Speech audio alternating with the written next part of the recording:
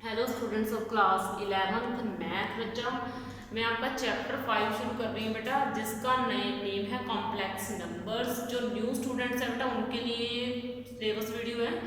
देखो बेटा, आपका है इंट्रोडक्शन टू चैप्टर 5 जिसका नाम है कॉम्प्लेक्स नंबर। इसके इंट्रोडक्शन देने से पहले आपने 10th क्लास में जिन नंबर्स के बारे में पढ़ा है, पहले मैं आपको उस नंबर्स के बारे में इंफॉर्मेशन दूंगी। सबसे पहले आपने नंबर सिस्टम जो था 9th में और 10th में रियल नंबर से चैप्टर पढ़ा था, दोनों में आपने इंट्रोडक्शन की होगी नंबर्स के बारे में। सभी की रिवाइज करवा रही हूँ बेटा। फिर इस चैप्टर की होगी। अब देखो बेटा, जिसमें है नेचुरल नंबर्स। नेचुरल नंबर्स क्या होते हैं? जो 1 से स्टार्ट होते हैं, जैसे 1 हो गया, 2 हो गया, 3 हो गया, ये सारे नेचुरल नंबर्स होते हैं। आपको पता होना चाहिए कि नेचुरल नंबर में ना तो जीरो होती है, ना ही इसमें नेगेटिव नंबर्स होते हैं। मैंने क्या बोला? नेचुरल नंबर्स कौन से हो गए? जो 1 से स्टार्ट होते हैं।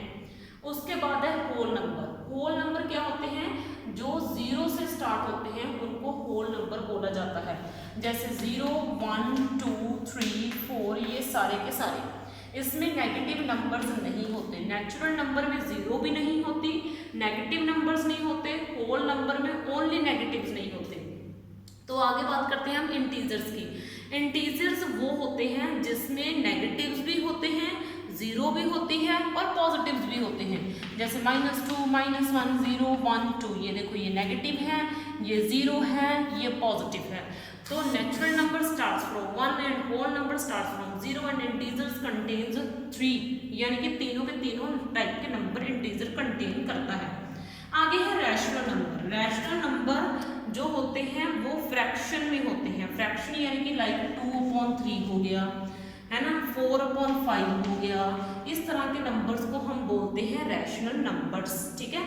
अब देखो, उसके बाद बारी आती है इर्रेशनल नंबर्स की। जो नंबर हम फ्रैक्शन में नहीं लिख सकते, जिसको हम इस तरीके से नहीं लिख सकते, वो नंबर होते हैं इर्रेशनल नंबर्स। अब बच्चों की दिक्कत ये होती है कि मैथ में ऐसे कौन से नंबर्स हैं जो हम फ्रैक्शन में नहीं लिख सकते। क्योंकि अगर मैं अकेला 2 ले लूँ तो इसके नीचे 1 डाल दूँ तो ये तो हो गया भाई आपका रैशनल नंबर। अगर मैं 0 ले लूँ, इसके नीचे 3 डाल दूँ तो ये भी वही मेरा रैशनल नंबर हो गया। 0 के नीचे तो कुछ मर्जी डाल सकते हो ना आप। तो मैथ का हर एक नंबर रैशनल बन रहा है, तो इसका मतलब इर्रेशनल नंबर कौन सा होगा, इसको हम डिस्कस करते हैं आगे वाले टाइप्स में।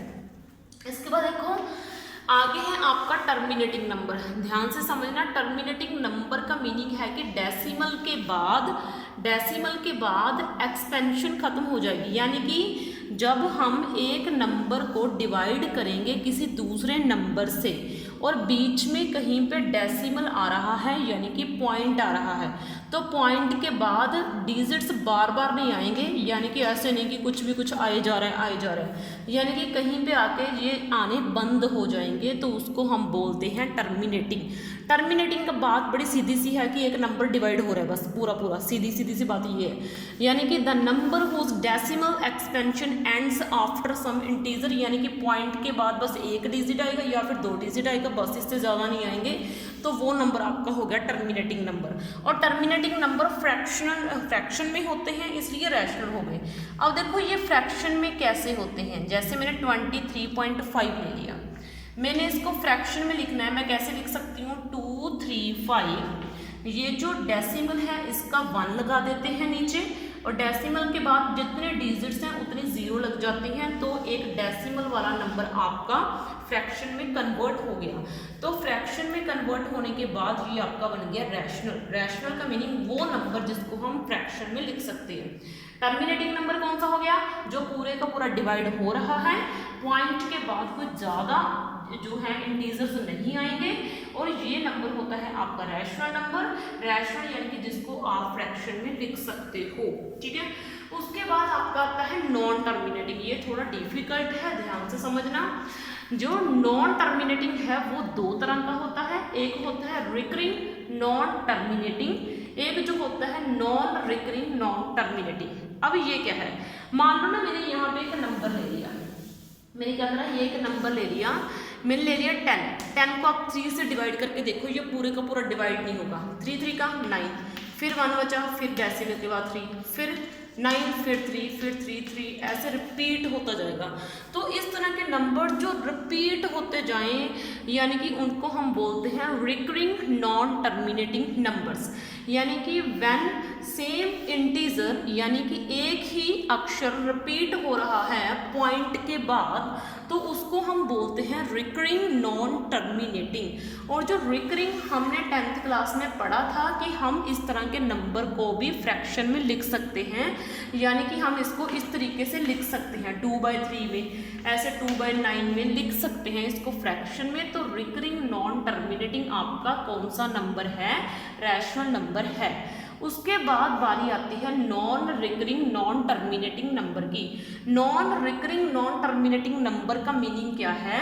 वो नंबर जिसके बाद इंटीजर्स अलग अलग आए। जैसे मैं एक एग्जांपल आपके सामने ले रही हूँ, मैं 22 को डिवाइड करूँगी 7 से, आप डिवाइड करके देखना ये अलग अलग आएगा। जैसे 3 1 आफ्टर 1 फिर पॉइंट फिर 1 फिर 3 उसके बाद फिर 0 फिर 4 फिर 28 फिर 2 फिर 0 फिर 2, यानी कि इस तरीके से ये अलग अलग इंटीजर्स आएंगे। जब पॉइंट के बाद आपके इंटीजर्स सेम ना आए, पॉइंट के बाद आपके इंटीजर्स क्या ना आए? सेम ना आए, तो उसको बोला जाता है non recurring non terminating number. कौन सा number? Non recurring non terminating number. Recurring terminating में क्या है? आपका एक डेसिमल बार बार रिपीट हो रहा है और हम इसको फ्रैक्शन में लिख सकते हैं, इसलिए ये आपका हो गया rational number. Non recurring non terminating में क्या है? डेसिमल के बाद अलग अलग आपके इंटीजर्स आएंगे, इसको हम फ्रैक्शन में नहीं लिख सकते, इस तरीके से नहीं लिख सकते, इसलिए ये आपका हो गया इररेशनल नंबर। जो non recurring non terminating number होता है ये इररेशनल नंबर होता है। आगे है आपका रियल नंबर, जिसकी आपको ज़रूरत पड़ेगी इस चैप्टर में। रियल नंबर रैशनल और इररेशनल दोनों की डेफिनेशन को मिला के बनता है। रियल नंबर रैशनल और इररेशनल दोनों की डेफिनेशन को मिला के बनता है। तो इस वीडियो में बेटा आपकी इंट्रोडक्शन होगी नंबर सिस्टम से। Thank you. बाकी नेक्स्ट में मिलते हैं।